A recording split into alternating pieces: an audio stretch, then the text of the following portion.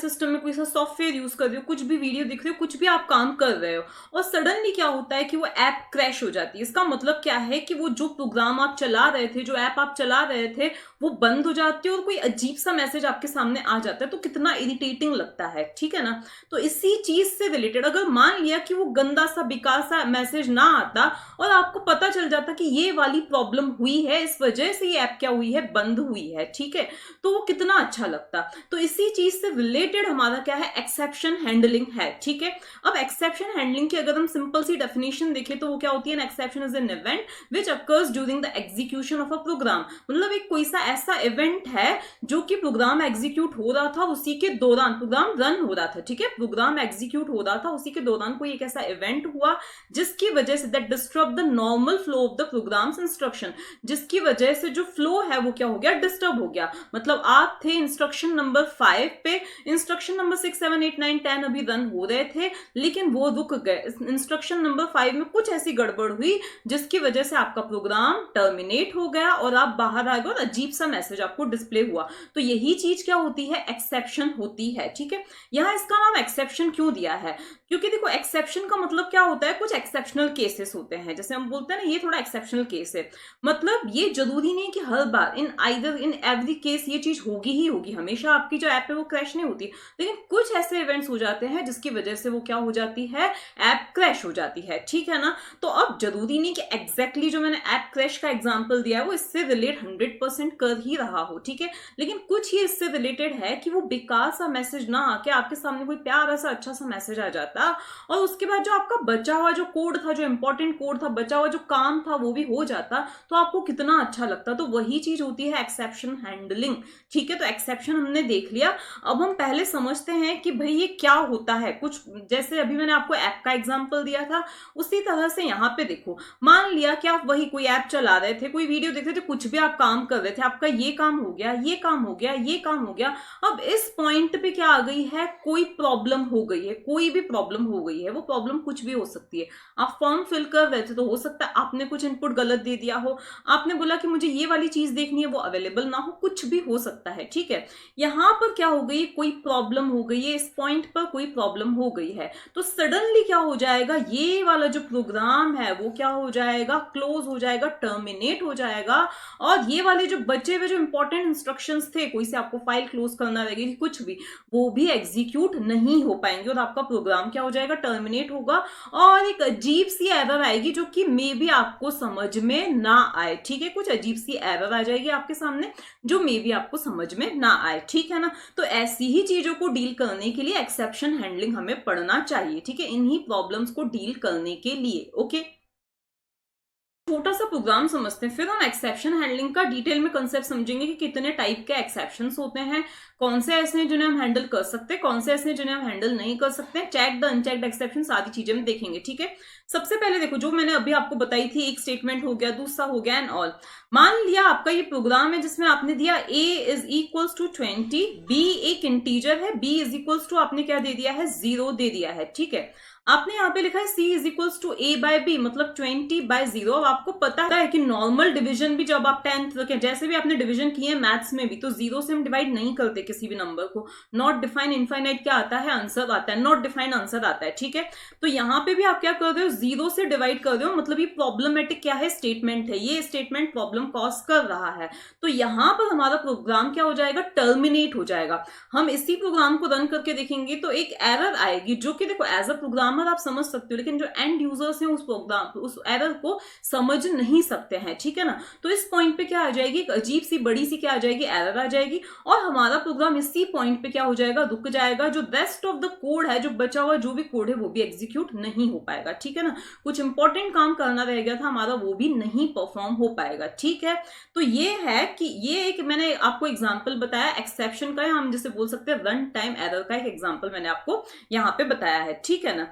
तो अब इसको हैंडल कैसे करना है उस पर हम बाद में आते हैं। आपने देखा कि ये प्रॉब्लम कॉज कर सकता है। अब यहाँ पे कुछ समझदार स्टूडेंट्स आएंगे, भाई दिख ही रहा है ना b इज इक्वल टू 0 है, ये प्रॉब्लम क्रिएट कर सकता है, तो 0 की जगह b की वैल्यू चेंज कर दो। लेकिन हम प्रोग्राम जो बना रहे हैं वो यूजर से इनपुट लेने के लिए बना रहे हैं, सिर्फ आपको समझाने के लिए a की वैल्यू 20 एंड b की वैल्यू 0 यहाँ पे सेट कर दिए। नॉर्मली हम कोई कैलकुलेटर या कुछ भी बना रहे हैं उसमें हम यूजर से इनपुट लेंगे। अब यूजर इनपुट कुछ भी दे सकता है, ये सब हमें ध्यान में रखना है, ठीक है। तो अब ये सारी चीजें समझने से पहले हमें ये वाला जो डायग्राम है उसको समझना पड़ेगा। जब हम यहाँ पे जावा में एक्सेप्शन हैंडलिंग की बात कर दे तो यहाँ पे सबसे ऊपर जो क्लास होती है वो होती है थ्रोएबल, ठीक है। हम अभी एक्सेप्शंस पढ़ रहे हैं, हम ये एरर्स नहीं पढ़ रहे हैं। और दूसरी इंपॉर्टेंट चीज, अभी इस पूरे वीडियो में हम कहीं भी कंपाइल टाइम एरर्स की बात नहीं करेंगे, क्योंकि मैंने आपको डेफिनेशन में ही बताया था ऐसा इवेंट जो एग्जीक्यूशन, जब हमारा प्रोग्राम रन हो रहा है उस दौरान जो कोई इवेंट होता है उससे हम एक्सेप्शन बोलते हैं। अगर हम कंपाइल टाइम एरर की बात करें जो आपके सिंटेक्स रॉन्ग होने की वजह से हो सकती है, कुछ भी डेफिनेशन या मतलब आपने कोई कीवर्ड रॉन्ग लिखा है उसकी वजह से हो सकती है, तो वो कंपाइल टाइम एरर्स आती हैं, वो रन टाइम नहीं होती है, ठीक है। तो हम जो बात कर रहे हैं वो एक्सेप्शन की बात कर रहे हैं जो कि एग्जीक्यूशन के दौरान होगा, ठीक है। तो ये जो हमारा एक्सेप्शन है ना, हम जिस एक्सेप्शन क्लास की बात करें जिसकी हेल्प से हम सारे एक्सेप्शन को हैंडल करेंगे, वो थ्रोएबल की एक तरह से क्या है, सब क्लास है, ठीक है ना। मतलब इसके ऊपर कौन है, थ्रोएबल है। और ये थ्रोएबल के अंदर ही क्या आती है, हमारी एक और क्लास आती है, एरर आती है। अब यहाँ पे हमारी कंपाइल टाइम एरर्स की बात नहीं हो रही है, यहाँ पे बात हो रही है ऐसी एरर्स की जिन्हें हम हैंडल कर भी नहीं सकते हैं। वो कुछ ऐसी एरर्स होती है like out of memory error, मतलब कुछ किसी वजह से मेमोरी से हम बाहर आ गए। मेमोरी से बाहर आने का मतलब कि हमें जितनी मेमोरी की जरूरत थी उससे हम बाहर चले गए हैं, मेमोरी जो है रैम है वो फुल हो चुकी है। कुछ ऐसी जो एरर्स होती हैं जिन्हें हम हैंडल कर ही नहीं सकते, तो उस कैटेगरी को हमने बाहर रख दिया है। हम सिर्फ एक्सेप्शंस की बात कर रहे हैं। अब इसमें भी एक होते हैं हमारे चेक्ड एक्सेप्शंस, दूसरे होते हैं हमारे अनचेक्ड एक्सेप्शन, और एक और होते हैं यूजर डिफाइंड एक्सेप्शंस, ठीक है ना। लेकिन मेन कौन से, checked and unchecked exception. Checked का मतलब ये है कि अब ये जो चेक्ड एक्सेप्शंस है, मतलब अब कंपाइलर को पता है कि भाई ये वाली जो रन टाइम एरर, अब भी सिंटैक्स में कोई प्रॉब्लम नहीं है, लेकिन इस पर्टिकुलर, मान लिया ये स्टेटमेंट्स आपने लिखे हैं, कंपाइलर को लगता है कि इस पर्टिकुलर स्टेटमेंट की वजह से या इन पर्टिकुलर स्टेटमेंट्स की वजह से क्या आ सकती है, रन टाइम एरर आ सकती है। तो उस केस में कंपाइलर ही हमें वार्न कर देगा कि भाई इसको आप कैसे ना कैसे करके पहले हैंडल करो फिर आगे बढ़ो, ठीक है ना। या तो आप उसको ट्राई कैच ब्लॉक में लिखो जो कि अभी हम आगे पढ़ेंगे, या तो फिर पहले ही वार्न कर दो कि भाई ये क्या कर सकता है, एरर थ्रो कर सकता है। मतलब चेक्ड एक्सेप्शंस ऐसे एक्सेप्शंस होते हैं, ऐसे स्टेटमेंट्स होते हैं जिन्हें देखकर कंपाइलर समझ जाता है कि भाई इनकी वजह से गड़बड़ हो सकती है। अगर गड़बड़ हो सकती है तो वहीं वो प्रोग्राम को आगे कंपाइल ही नहीं होने देगा जब तक आप उनको बाय सम वे आप कैसे भी करके उनको हैंडल नहीं करते, उनको मैनेज नहीं करते हो, तो उनको बोला जाता है चेक्ड एक्सेप्शन, ठीक है ना। एक होते हैं अनचेक्ड एक्सेप्शन, जैसे मैंने आपको डिवाइड बाय जीरो बताया था, वो अनचेक्ड एक्सेप्शन है। कैसे अनचेक्ड एक्सेप्शन है, क्योंकि उसमें कभी भी वो प्रोग्राम आपका सक्सेसफुली कंपाइल हो जाएगा, उसमें कंपाइलर हमें वार्निंग नहीं देगा कि इसकी वजह से गड़बड़ हो सकती है, ठीक है ना। तो अनचेक्ड है ऐसे जिसमें कंपाइलर आपको वार्निंग नहीं देगा, वो आपको लगेगा फिर कंपाइल टाइम एरर जैसा ही तो होगा, नहीं ऐसा नहीं है।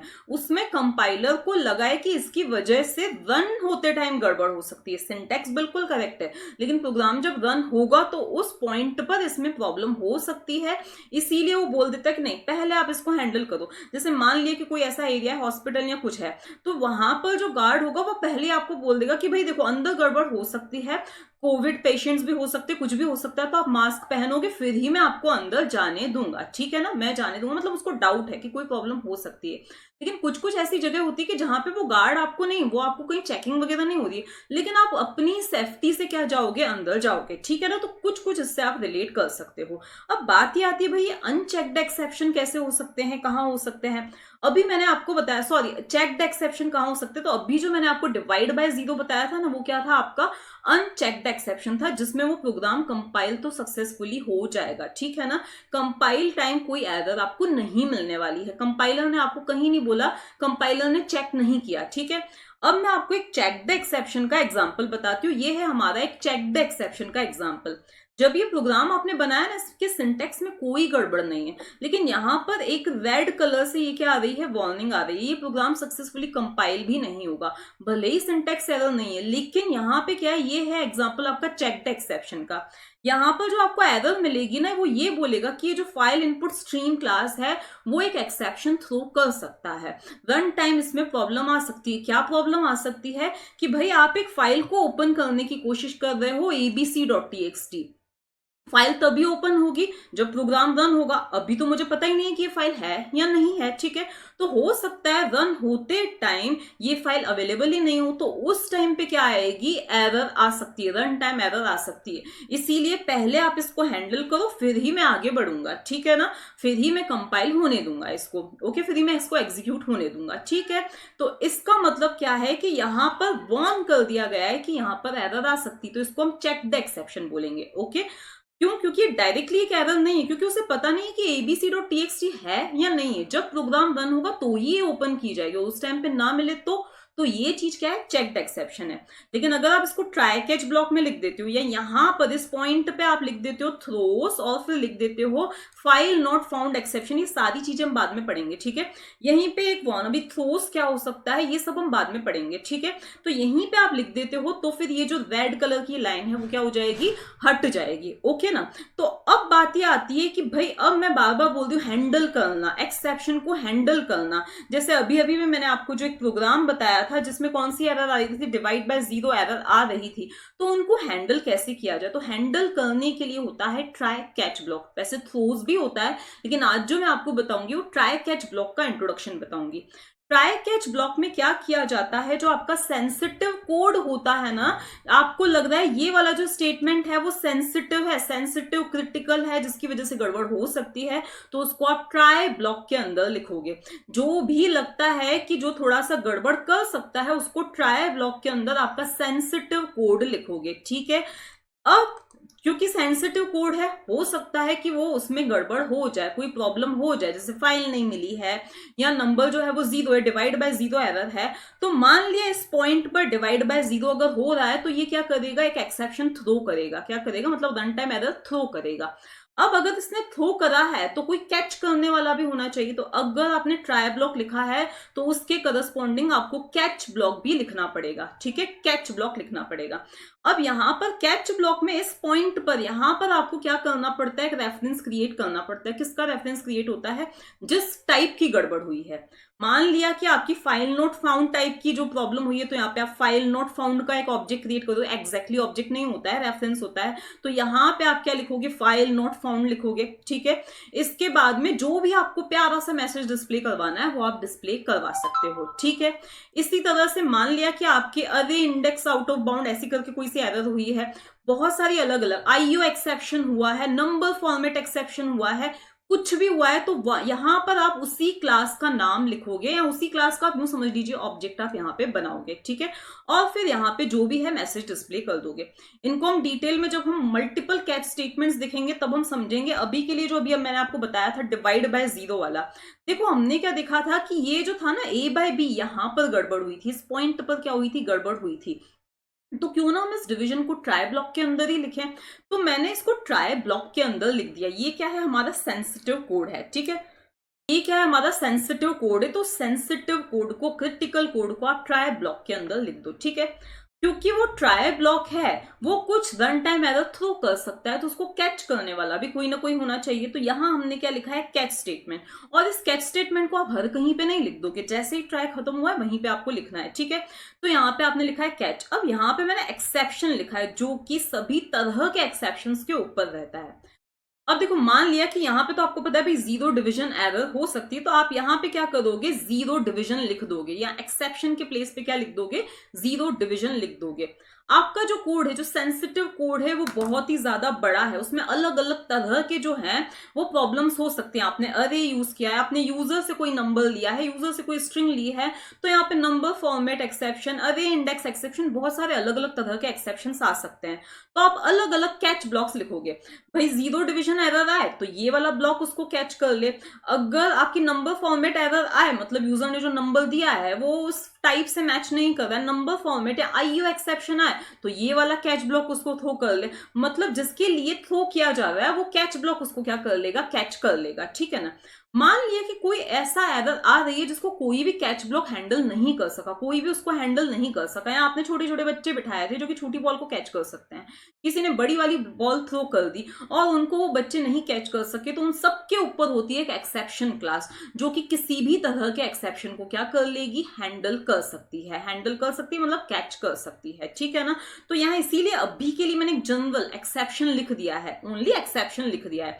वैसे जब हम देखेंगे तो उसमें हम एग्जैक्टली उसी एक्सेप्शन का यूज करेंगे, उसी क्लास का यूज करेंगे जो हमें लगता है, जो हमें लगता है कि एरर जिसकी वजह से एरर आ सकती है, जिस टाइप का एक्सेप्शन है, जिस टाइप की रन टाइम एरर है, उसी क्लास को हम यहाँ पे यूज करेंगे, ठीक है ना। तो अभी के लिए मैंने सिंपली क्या लिख दिया, एक्सेप्शन लिख दिया, उसका एक ऑब्जेक्ट बनाया हमने स्मॉल ई नाम से, ठीक है।